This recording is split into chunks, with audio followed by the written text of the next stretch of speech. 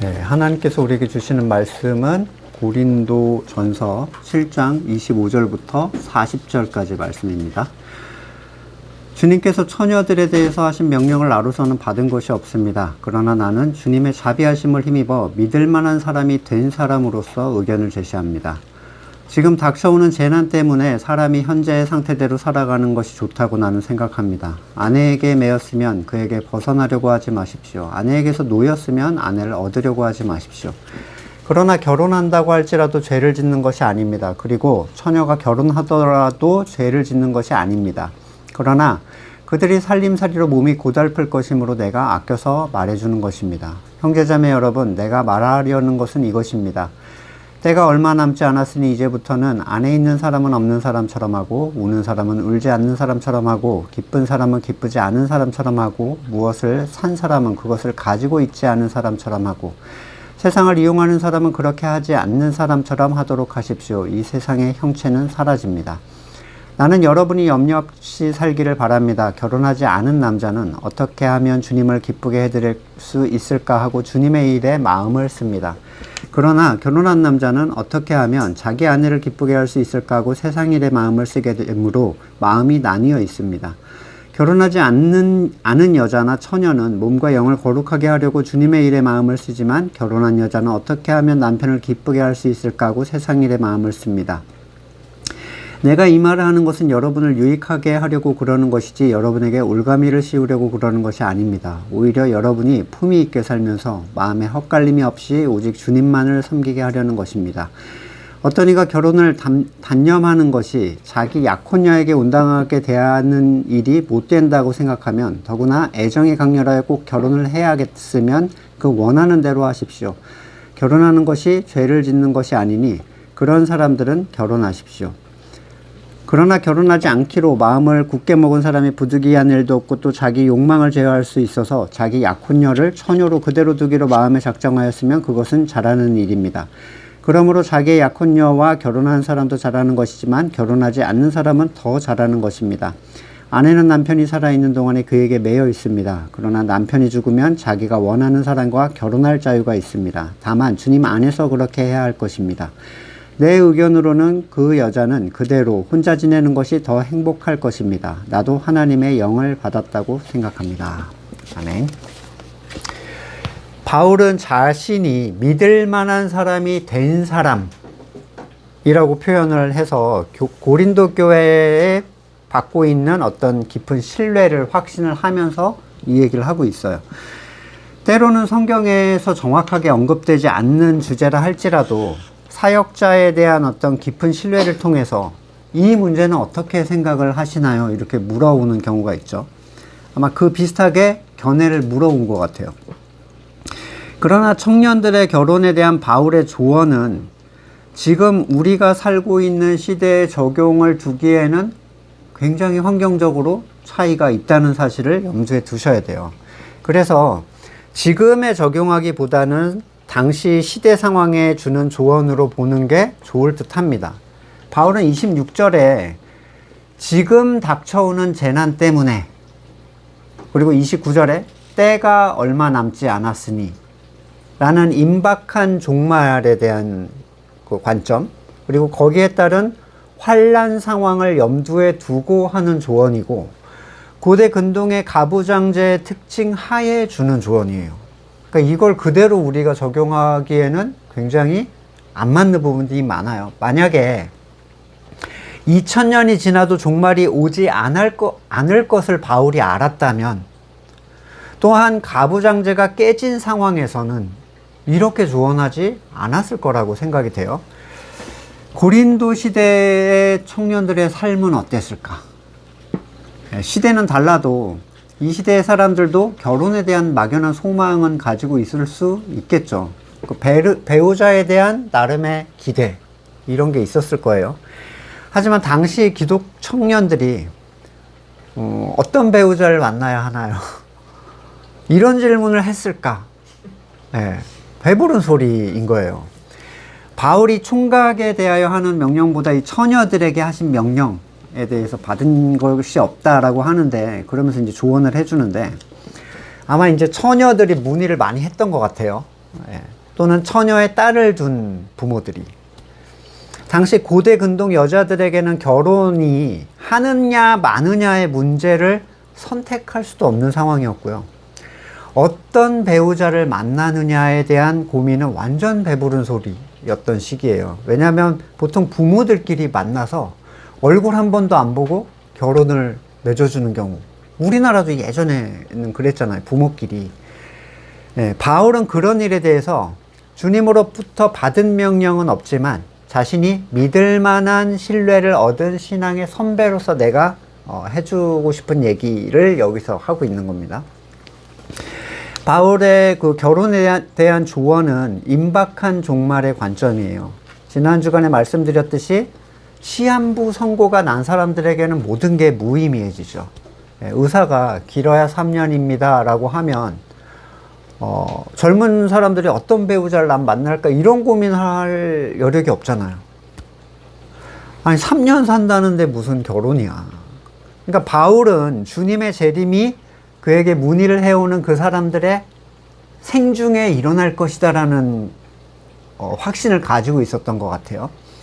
그리고 그 재림 이전에는 엄청난 환란이 올 것인데 그 복잡하고 힘든 길을 왜 가려 하느냐 이 얘기예요. 마지막 때의 환란에 대한 주님의 경고는 이미 있었죠. 그리고 당시 이미 그리스도인들은 핍박을 당하고 있었고 바울 스스로도 성도들을 찾아다니면서 죽였던 사람이에요. 그러니까 성도가 실제로 신앙 때문에 고통을 받고 죽어가는 모습을 지켜본 바울의 입장에서 이런 시국에 그 결혼을 한다는 거는 처녀들에게는 너무 헛되게 보이는 거죠. 좀 있으면 예수님 오실 건데. 그래서 바울은 지금 닥쳐오는 재난 때문에 현재의 상태 그대로 있는 것이 좋겠다 이렇게 조언을 해줍니다. 27절에서 자기의 결혼 여부에 대해 지금 상태에 변화를 주려고 하지 마라 이 얘기를 하는데, 결혼을 했다면 이혼하지 말고 이혼했다면 재혼하려 하지 말고, 이 말은 앞에서 언급한 자신이 처한 처지에 그대로 머물러 있으라는 복음적 권면에 기인합니다. 노예도 벗어나려 할 필요가 없고 할례자나 무할례자도 역시 바꾸려고 할 필요가 없고, 그러니까 바울은 종말이 지금 임박했는데 이렇게 저렇게 자꾸 바꾸려고 하는 것보다 지금 있는 그 순간 하나님과 동행하는 것이 좋겠다 이렇게 얘기하는 거예요. 하나님은 성도의 현재에 항상 동행하시는 분이시고 현재의 상황을 다르게 바꾸는 것이 신앙적으로는 중요하지 않다라는 얘기죠. 그러나 바울이 처녀 총각들에게 하는 말은 이 그때 고난을 잘 넘겨서 신앙을 잘 지킬 수 있도록 하기 위한 사랑의 권면일 뿐 명령이 아닙니다. 그래서 결혼 자체를 정죄시하지 않는데, 결혼한다는 것은 자기 혼자가 아니라 누군가의 관계를 계속 신경 써야 되는 상황인 거예요. 다소 서로 간에 책임이 생기는 무거운 일이 되는 거죠. 29절에서 자신이 가진 임박한 종말적 관점을 분명하게 보여주는데, 때가 얼마 남지 않았으니 이렇게 얘기해요. 있어봐야 얼마 있지 않아 분명히 오실 거다. 안에 있는 사람은 없는 사람 같이 하고, 아내가 있는 사람이 아내와 공유하게 되는 초점이 결국엔 세상에 속한 어떤 것들이 될 것이기 때문에 그렇죠. 아내와 함께 꾸려가는 가정, 자녀, 생계, 미래 이런 것들은 계속 지속되는 미래에서나 의미가 있는 거라는 거예요. 때가 얼마 남지 않은 사람들에게는 이런 게 의미가 없죠. 우는 사람은 울지 않는 사람처럼 슬픔에 대한 일도 한시적인 것. 세상이 끝나면 다 사라진다. 그것으로 걱정하고 애통하는 게 무슨 의미가 있냐? 그러니까 아무 일도 없는 것처럼 그냥 살아도 돼. 조만간 다 사라질 거야. 이런 거예요. 기쁜 사람은 기쁘지 않은 사람처럼, 기쁨도 역시 같은 의미인 거죠. 그것으로 즐거워하며 자랑하고 들떠있을 이유가 없다. 또 뭔가 산 사람은 가지고 있지 않은 사람처럼, 가라앉는 타이타닉에서 순금을 내가 10% 가격에 샀다. 이걸로 의미가 뭐가 있어, 그게. 아무런 가지고 있는 모든 것들이 다 가치가 없어져요. 또 세상을 이용하는 사람은 그렇지 않은 사람처럼 세상에 속한 어떤 가치를 사용하는 사람을 얘기하는데, 이 모든 근거는 종말이 오면 보이는 모든 것이 사라진다라는 신앙관에 근거를 하고 있어요. 그리고 실제로 정상적 성도의 시선은 보이지 않는 것을 바라본다라고 여러 군데서 얘기를 하죠. 로마서 8장 24절. 눈에 보이는 소망은 소망이 아닙니다. 보이는 것을 누가 바라겠습니까? 고린도후서 4장 18절. 우리는 보이는 걸 바라보는 것이 아니라 보이지 않는 것을 바라봅니다. 보이는 것은 잠깐이지만 보이지 않는 것은 영원하기 때문입니다. 성도가 영원한 가치를 위해 사는 사람이라면 당연히 한시적 가치는 성도에게 중요한 선택의 기준이 될 수가 없어야 정상인 거죠. 실제로 이 물질을 구성하는 원소를 보면 원자 핵하고 거기를 도는 전자로 구성이 돼 있어요. 근데 원자 핵을 테니스 공 크기라고 하면 여기서 20km 밖에 좁쌀보다 작은 전자가 도는 거래요. 그러니까 그 사이가 어마어마하게 빈 공간이야. 그냥 공간인 거예요. 빈 곳. 여기를 기점으로 하면 전자는 하남, 양재 예술의 전당, 또는 안양, 그쯤에 있는 거예요. 그리고 그 빈 공간에 진동하는 에너지인 소립자가 빛의 속도로 막 그 에너지를 발생을 시킨대요. 사실상 모든 물질은 사실상 빈 것이다 라고 얘기를 해요. 과학자들이. 우리가 보는 것이 무엇인가를 가려서 투시하지 못하는 건 이 빛의 파장이, 이 진동폭이 원자와 핵 사이의 그 진동폭보다 크기 때문에 D를 넘어서 보지 못한다고 하는데, 만약에 우리 눈이 X선을 감지하는 시스템이라면 우린 뼈만 보겠죠, 서로. 네. 열 감지 센서로 돼 있다면 열만 보겠죠. 인간이 유의미하게 말할 수 있는 최소 공간, 제가 자꾸 과학적 얘기를 하는 건 이게 실제로 비어있다라고 과학자들이 다 인정한다는 거예요. 플랑크 길이라고 하는 아주 작은 그 공간이 있는데, 진공 상태에서 아무것도 없어도 그 안에 표면 자체가 물질, 반물질이 막 소멸 생성되면서 부글부글 끓고 있대요. 비어 보이는 그 공간이. 우리가 생각하는 아무것도 없다라는 의미는 세상에 사실 존재하지 않는 의미죠. 뭔가가 있어요, 다. 또한 뭔가 있다고 생각하는 것도 존재하지 않고 비어 있는 것이 됩니다. 좀 복잡한 과학 얘기지만 그 양자 물리학 같은 경우에는 99.999 비어 있다. 아무것도 없다, 사실.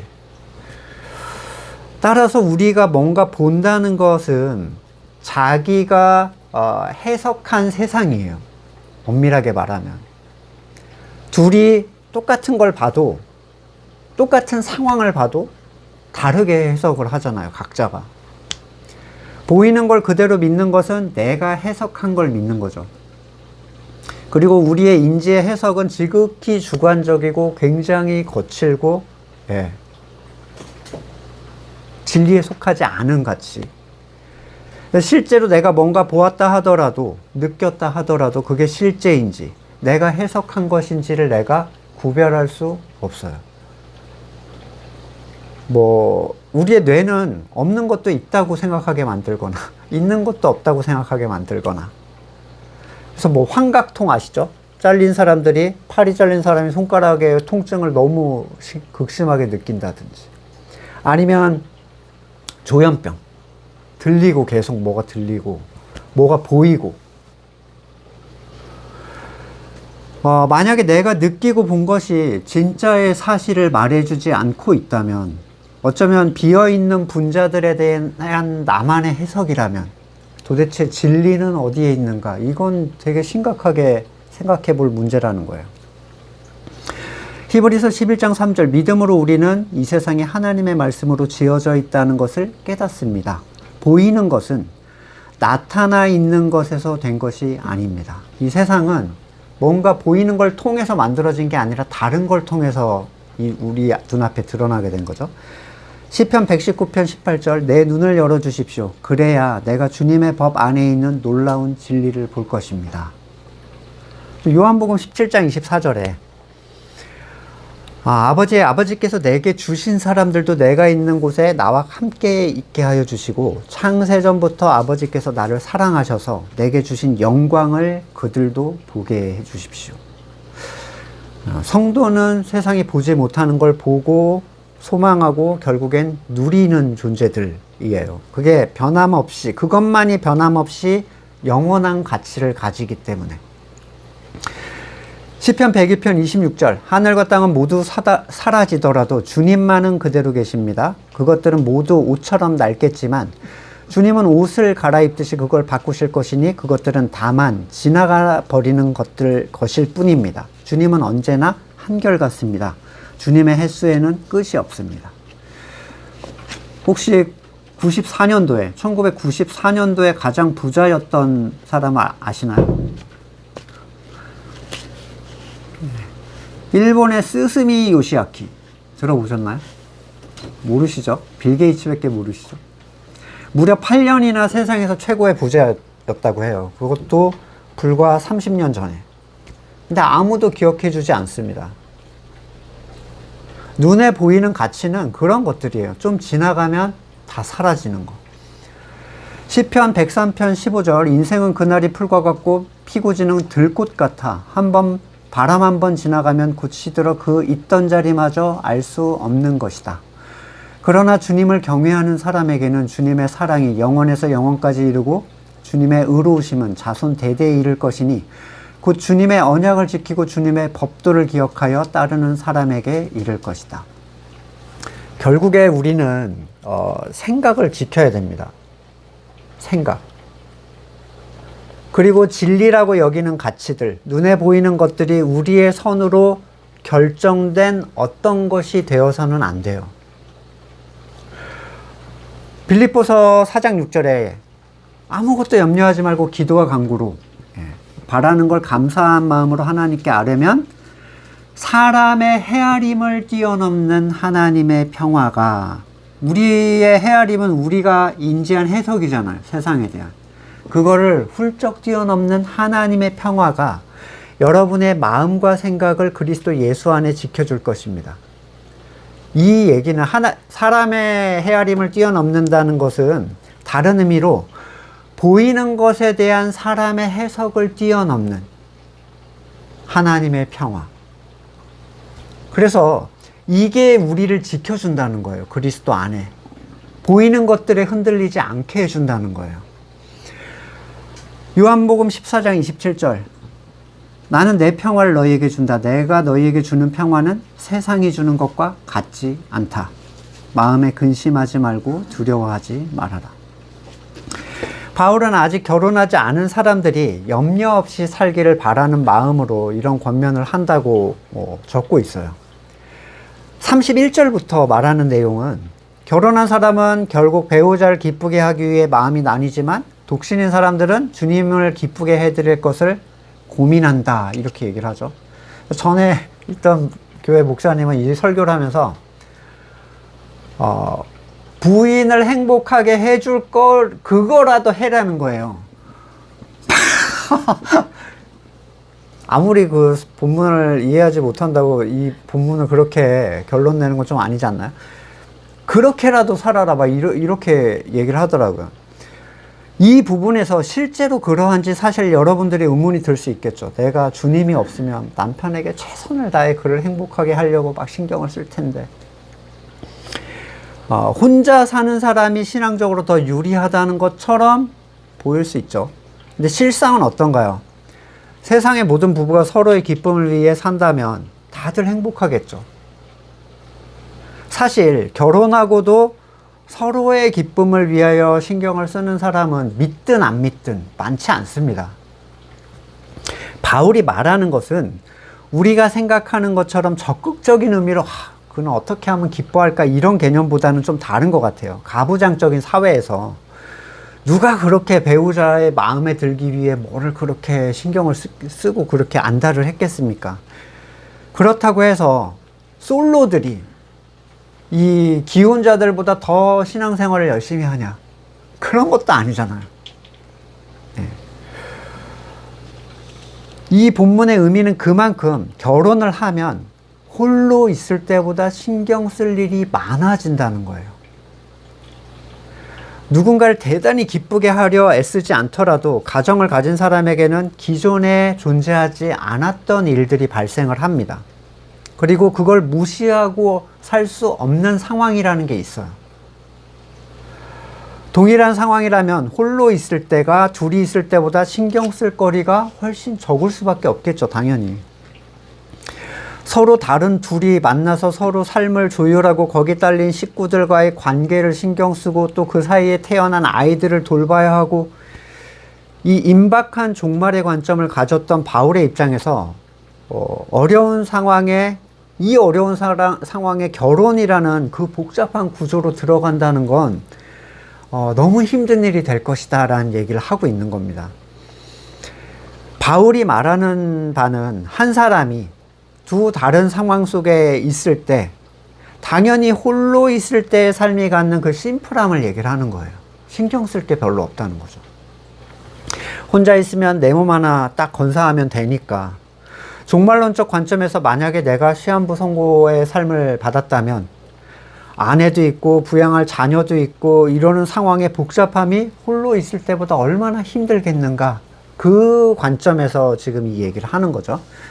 바울은 기독 청년들에게 결혼에 대해서 뭐 겁을 주거나 율법적으로 금욕주의를 추구하게 하기 위해 하는 말이 아니에요. 오히려 힘들고 복잡한 상황을 벗어나서 품위 있고 마음의 나눔이 없이 주님께 집중하기를 희망하는 그런 조언이죠.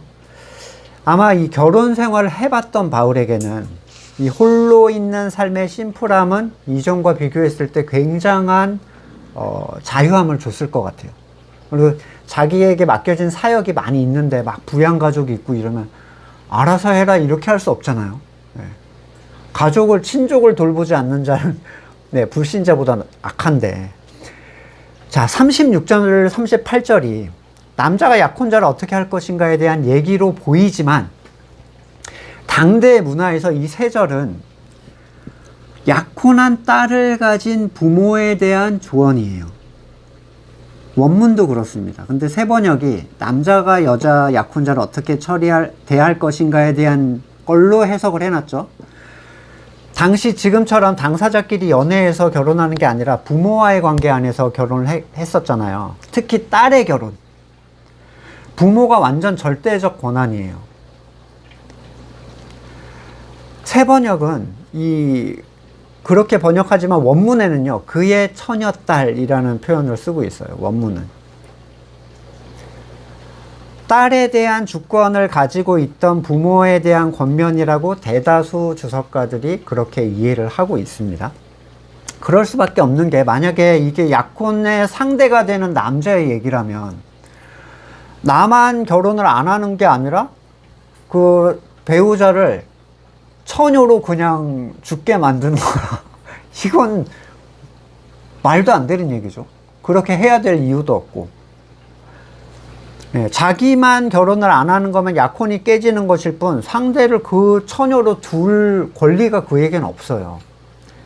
더구나 결혼도 안 한 상대를 자기의 신앙을 위해 나는 영원히 비혼녀로 두겠다. 이거는 앞뒤가 안 맞는 얘기가 됩니다. 당시 여자가 파혼을 당하면요, 집안의 수치가 됐어요. 그 상황을 왜 이 남자가 그렇게 만들겠어요? 따라서 신앙적 이유로 자녀를 결혼시키지 않아야겠다라는 마음을 먹은 처녀 딸과 동일한 신앙을 가진 부모가 이 상황을 지금 대하는 거예요.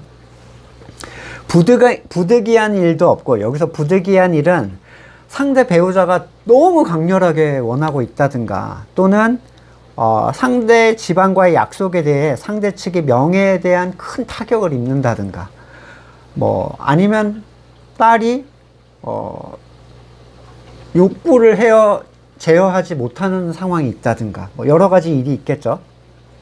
이런 경우에 뭐 사람들이 딸이 무슨 죄냐, 왜 딸을 홀로 그렇게, 이게 아니라 둘 다 그 신앙을 가지고 있을 때 결혼에 대한 주도권을 가진 부모에게 하는 얘기라는 얘기입니다.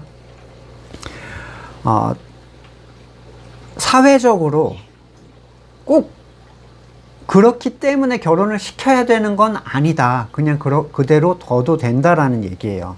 사실 지금 현대에 생각하는 여자의 결혼과는 많이 다른 시대라는 걸 알고 이 본문을 대하셔야 돼요. 당시 여자에게 결혼은 알콩달콩 살면서 오손도손 즐겁게 이게 아닙니다. 네. 가서 폐경이 올 때까지 아이를 낳아야 돼요. 그것도 남자아이를 못 낳으면 우리나라보다 더 심한 문화였어요. 정든 부모를 떠나 가축과 비슷한 취급을 받아야 하고 모든 가사를 다 책임지고도 언제 쫓겨나도 항변할 수 없는 그런 시대였다는 것을 전제로 두고 바울이 이 얘기를 하고 있는 거다, 이렇게 보셔야 됩니다. 어떤 의미에서는 관연한 딸이 시집가지 않는 건 오히려 그 결혼을 시키지 않은 부모에게 불명예죠.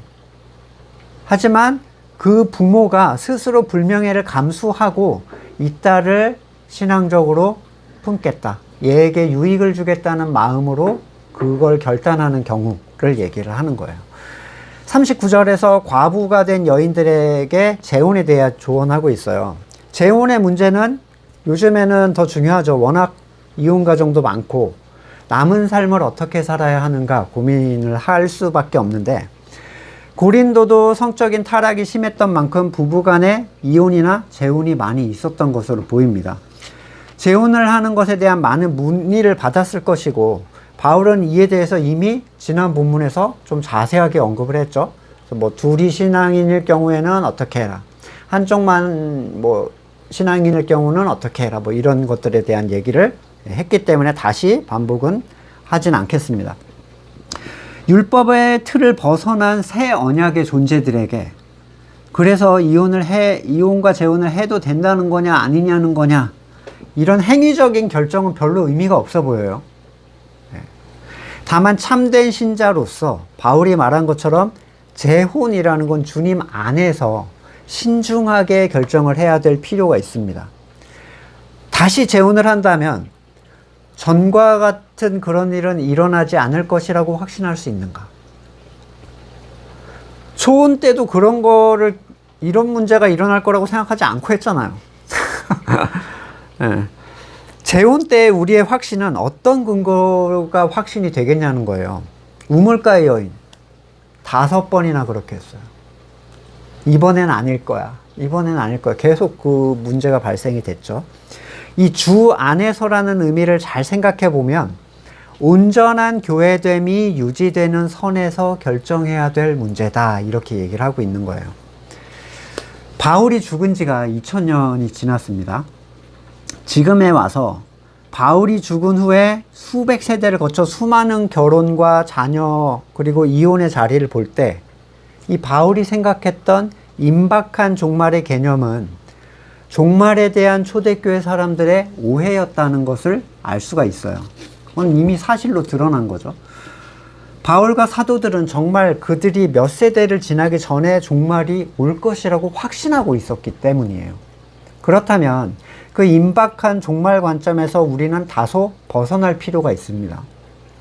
만약 그가 했던 결혼 기피에 대한 권면이 임박한 종말과 성도에 대한 환난, 그리고 일방적인 여성 희생적 삶에 대한 권면이었다면 지금은 다른 눈으로 그걸 봐야 되겠죠. 아, 이때는 이런 이유에서 이랬구나로 봐야 되는 거예요.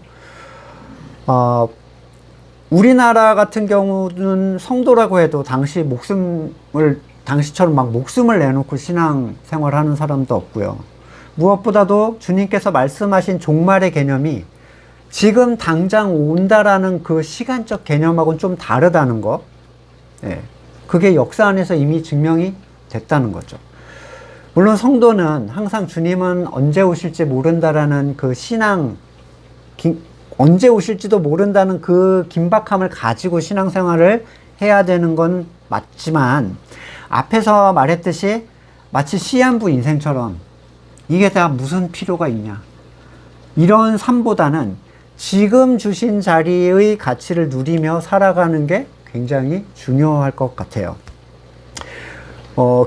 결혼과 뭐 그런 어떤 혼인관계에 대한 얘기는 끝났는데, 지금 우리가 처한 환경 같은 상황에 청년들에게 특별한 메시지를 주지를 않고 있어요. 이런 사람들이 없었으니까. 하지만 몇 가지 저도 사랑하는 마음으로 주고 싶은 얘기들을 조금 나눠보려고 합니다. 그냥 지나가면 좀 뜬구름 잡는 얘기 같이 들릴 것 같아서. 먼저 결혼은 필수가 아니라는 거. 뭐 생육하고 번성하라고 했다거나 부모를 떠나 하나가 되라고 했다는 거를 율법 수행적 개념으로 해야 된다, 이렇게 받아들일 필요는 없어요. 그런 것 때문에 정죄감을 느끼실 필요는 전혀 없습니다. 그리고 정해진 배우자, 하나님이 정하신 존재는 성경에서 얘기하는 게 아니라는 것도 아셔야 돼요. 그러한 사람은 정해진 배우자를 찾는 데 있어서 그걸 정확하게 물어보고 한 사람은 성경에 이삭과 리브가가 유일해요. 이 한 쌍밖에 없어요.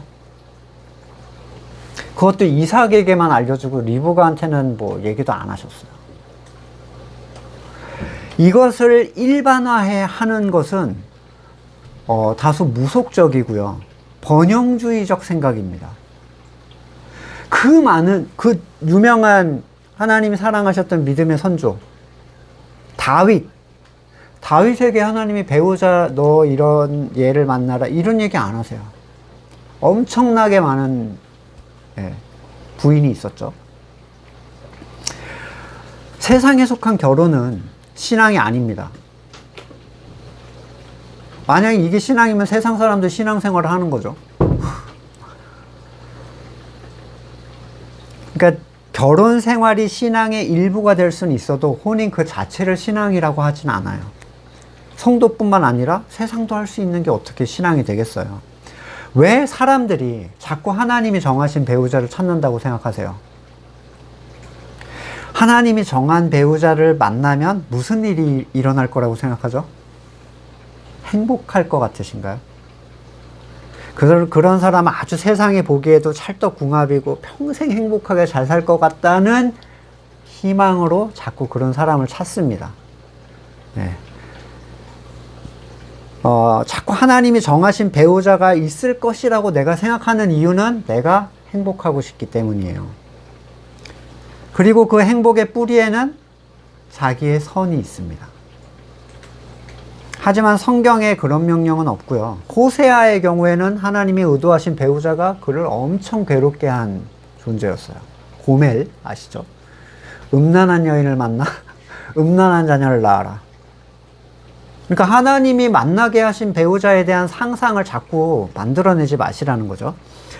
결혼할 때 요즘은 사랑하는 사람을 만나서 결혼하고 싶다가 아니라 나 결혼을 해야 되는데 누구를 만나지? 이렇게 역순이 돼 있어요. 둘의 차이가 굉장히 큽니다. 결혼을 해야겠다는 사람의 마음은 결혼을 통해서 나 행복하고 싶어, 이 마음이죠. 그리고 그 행복은 결국 자기 선의 성취가 돼야 돼요. 그래서 사람을 찾을 때 조건을 보는 거예요. 내 선에 합한 조건. 재력, 외모, 능력, 성격, 종교 등등등등 내 선을 쫙 깔아놓고 여기 맞는 사람, 최대한 맞는 사람을 골라보는 거죠. 그게 맞으면 행복할 것이다 라고 생각하는 거예요. 근데 재밌는 건 그 상대도 그러고 만난다는 거예요. 엄밀한 의미로 결혼은 스스로 행복하려고 선택하는 경우가 거의 대부분입니다. 그래서 세상이 말하는 좋은 배우자란 내 선에 합한 배우자예요. 지극히 원죄적 생각이라는 거예요, 사실은. 근데 생각해 보세요. 내 선에 합한 배우자. 현실적으로 그런 사람은 존재하지 않습니다. 그건 당신의 상상 속에만 있는 존재죠. 내 자신도 나한테 합하지가 않은데 누가 나한테 합하겠어요? 세상 그 누가 내게 합해서 내가 더 행복해질 수가 있단 말인가? 그런 기준으로 결혼을 생각하는 사람은 불행해질 수밖에 없습니다. 쉽게 말해서 자기 선을 성취해서 행복을 이루려는 두 사람이 만나면 전쟁이에요. 그를 굴복시켜야 되는 전쟁이 되는 거죠. 조건으로 대상을 정하는 사람들은 그 조건이 자신을 행복하게 해주지 못한다는 걸 조만간 알게 됩니다. 내가 부족한 것을 상대를 통해서 채우려고 하는 것은 굉장히 큰 문제예요. 이 결혼에 있어서. 그건 사랑이 아니라 거래입니다. 난 이걸 내줄 테니 넌 나에게 이걸 주라. 반대로 상대를 행복하게 해주기 위한 결혼은 달라요. 아까 정상적 사람들에 대한 얘기했잖아요. 상대를 행복하게 해주려고 자꾸 이거 하고 저거 하고 한다고. 이렇게 되려면, 이게 가능하려면 둘이 서로 사랑해야 돼요. 창세기 2장 23절. 남자가 말했다. 이제야 나타났구나. 이 사람. 뼈도 나의 뼈, 살도 나의 살. 남자에게서 나왔으니 여자라고 부를 것이다. 이런 사람이 나타나기가 쉽지 않고, 그렇게 느낀 감정이 일시적인지 진짜인지 가짜인지를 알기도 어렵지만, 둘이 서로 사랑을 하면 내 선을 깎아서 상대에게 맞추기 시작합니다. 심지어 그게 행복해져요. 성경은 남녀가 연합하는 것을 그리스도와 성도와의 관계다라고 얘기했죠. 에베소서 5장 31절. 그러므로 사람이 부모를 떠나 자기 아내와 합하여 둘이 한 몸이 되는 것입니다. 이 비밀은 큽니다. 나는 그리스도와 교회를 두고 이 말을 합니다. 하나님 보시기에 창조 질서 안에 있는 정상적 부부라면 교회가 갖는 관계와 비슷한 현상이 나타난다는 거예요. 주님이 우리를 위해 희생하신 것은 사랑하셨기 때문이죠. 우리가 자기를 부인하는 것도 그리스도를 사랑하는 까닭입니다. 그런 이유에서 사랑하는 사람들에게 자기 부인은 행복이에요. 자기 부인이 고통이 되는 사람들은 사랑하지 않으면서 그걸 하겠다는 거예요. 대상 자체가 좋으면 상대의 조건은 중요한 게 되지 않아요. 있으면 있어서 좋고 없으면 없으면 말고 해요. 그냥. 이런 결혼이라면 세상적으로는 굉장히 그 사람한테 가치가 있죠. 유익해요. 교회의 한 단면을 비춰볼 수 있는 천국의 장이거든요. 이 가정이라는 건. 홀로 살아가는 세상이 아니라 서로를 위하는 일 자체를 통해서 행복을 느낀다면 내 선에 합한 상황은 별로 중요하지 않은 게 됩니다.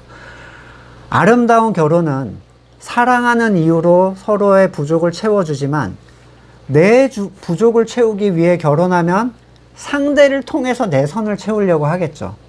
그러면 그 가정은 절대로 아름다운 가정이 될 수가 없어요. 많이 생각하죠. 나는 이러니까 이런 사람을 만나야지. 결혼할 때. 골라봤자 당신이 본 것은 그의 실체가 아닙니다. 우리는 실체를 볼 수 있는 눈이 없어요. 그 사람은 당신이 생각하는 그 저런 사람이 아닐 확률이 99.999%예요.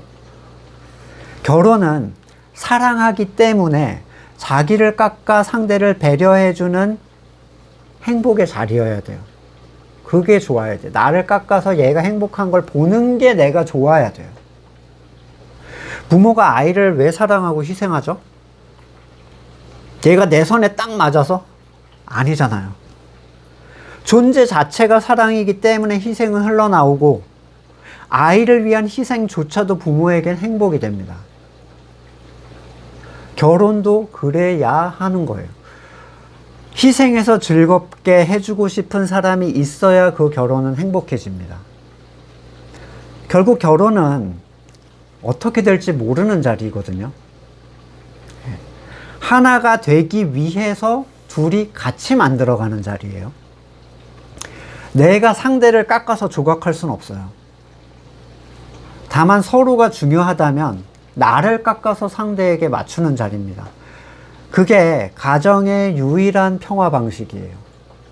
나를 깎아서 상대에게 맞춰주는 거.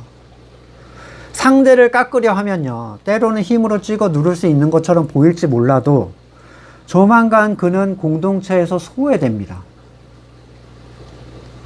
예전에 가부장적으로 힘을 발휘했던 가장들이 나중에 나이 들어서 공동체에서 소외되죠. 그런 경우 되게 많거든요. 그 존재가 나타나면 다 흩어져. 막 깔깔거리고 얘기하고 있다가 어색해요. 근데 그게 회복되기가 정말 쉽지가 않아요. 만들어 놓은 자기의 가정인 거야. 그래서 나한테 선을 다 꿀려놨더니 서로를 깎아야 할 그 행복을 느낄 수 없는 상태가 돼버린 거예요.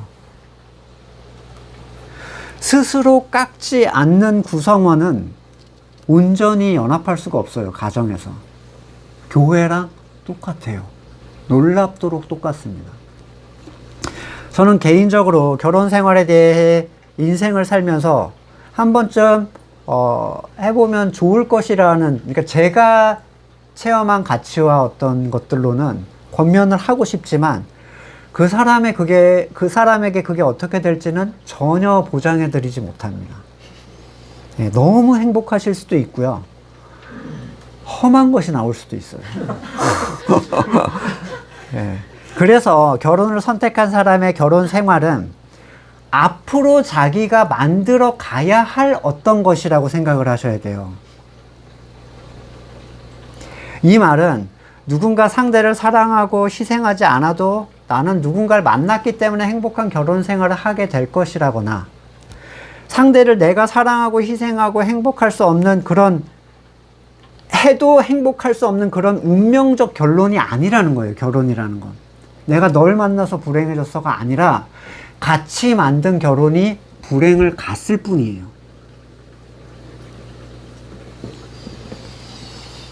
직업이 그렇잖아요. 그냥 있다 보면 나는 훌륭한 어떤 직장인이 되어 있을 거가 아니잖아요. 깎고 훈련하고 뭔가를 만들어가는 것처럼 결혼도 과정이고요. 성장과 인내가 필요하고 서로 다듬어지는 어떤 시간들이 필요한 거예요. 여러분 최소한 시작부터 사랑하지 않았다면 그 길이 어려운 길이 될 건 분명하겠죠. 뭐 사랑이 점점 식어간다 이러잖아요. 근데 시작도 사랑이 없었어. 그럼 얼마나 힘들겠어요. 그걸 조건으로 시작한다는 건 너무너무 위험한 일이죠. 서로를 깎으려고 칼을 들고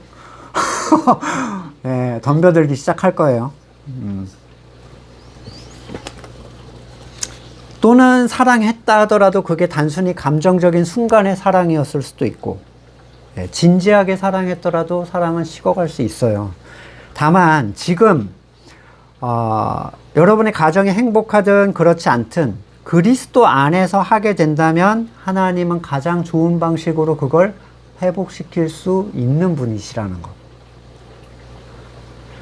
그러나 정말 종말론적 신앙을 가지고 자신의 신앙에 대해서 나는 신앙이 더 집중하고 싶다, 그리고 세상에 대한 육적인 어떤 욕망이 없고 가정에 대한 특별한 소망도 없을 때 해야만 하기 때문에 하는 결혼은 그런 사랑적 희생이 나타나기 어렵겠죠. 그냥 불을 보듯 뻔한 데를 그냥 들어가는 거랑 똑같아요. 그런 결혼이 행복한 경우는 보기 쉽지 않죠. 그러나 누군가와의 따뜻한 연애 감정이 있고 가정의 체험에 대한 내가 소망이 있다면 누군가를 만나 결혼하는 것은 굉장히 귀하고 아름다운 일이고 굉장히 특별한 걸 여러분에게 줄 수 있을 거예요. 오늘 본문에서 바울은 임박한 종말의 관점에서 이거 하나, 그리고 남성 우월주의적 고대 근동 사회의 결혼에 대해 여자들을 위해 하는 권면이었다는 거를 알고 이 본문을 보셔야 됩니다. 가정은 사랑하는 사람과 함께 만들어가는 하나님께서 허락하신, 거룩하다고 허락해 주신, 허용해 주신 작은 공동체입니다. 누군가 그리스도 안에서 거하고 있다면 하나님께서는 그를 통해서 그 가정에 하나님의 선한 가치를 누리게 하실 것이고, 성도에게 있어서는 세상에서 얻을 수 없는 작은 위로 그리고 기쁨의 장이 될 것입니다. 말씀을 놓고 잠깐 같이 기도하겠습니다. 가정이라는 소중한 이 가치 안에서 그리스도 안에서 이 가치를 이루어간다는 의미들, 또는 내가 망쳐놓았던 어떤 것들이라도 하나님께서 회복하실 수 있는 그 소망들을 가지고 같이 잠깐 기도하시고 제가 기도하고 마치겠습니다. 우리에게 소중한 가정을 주시고 이 땅에 태어나게 하시어 또한 새로운 가정을 이루고 그 가운데 우리를 불러주셔서 하나님의 자녀가 되게 하심을 감사드립니다. 지금 있는 자리에서 하나님의 창조 질서를 따라 거룩하게 하신 그 가정에 하나님을 흘려보낼 수 있는 작은 통로가 되기를 간절히 소망합니다.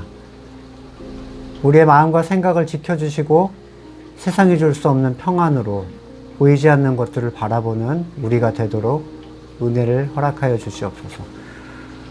지금은 우리 구주 예수 그리스도의 은혜와 하나님의 크신 사랑과 성령의 교제케 하심이 하나님이 주신 자리 안에서 하나님을 드러내기를 소망하는 성도들과 그의 삶의 자리 가운데 이제로부터 영원까지 함께 하시기를 간절히 축원드립니다. 아멘.